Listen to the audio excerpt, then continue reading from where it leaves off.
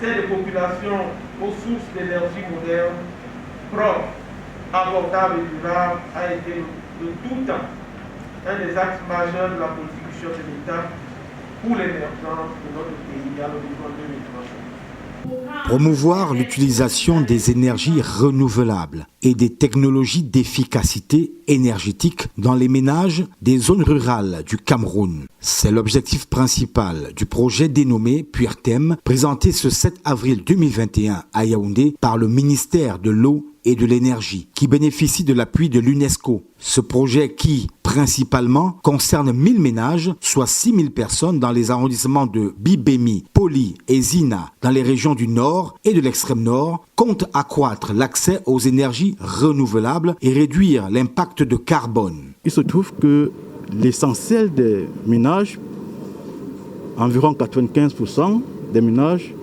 utilisent le bois énergie comme leur principale source d'énergie de cuisson. Ce qui entraîne une forte pression sur l'écosystème forestier de ces régions-là. Le comité de pilotage de ce projet, réuni pour sa première session, a élaboré des solutions innovantes. Le projet propose des équipements, une technologie pour fabriquer, n'est-ce pas, les charbons écologiques, le biogaz, n'est-ce pas, une utilisation beaucoup plus rationnelle du bois énergie, ce qui permettrait, n'est-ce pas, d'avoir une source d'énergie beaucoup plus propre pour les ménages en évitant les fumées qui ont un impact négatif sur la santé. Le projet PureTem est le fruit d'une collaboration entre le gouvernement camerounais, l'UNESCO et India UN Development Partnership Fund. C'est un financement de à peu près $1 million sur 2 ans. Les formations dont les femmes rurales vont en bénéficier sera l'utilisation de ces énergies renouvelables, la réduction de l'utilisation de bois de chauffe et avoir l'électricité.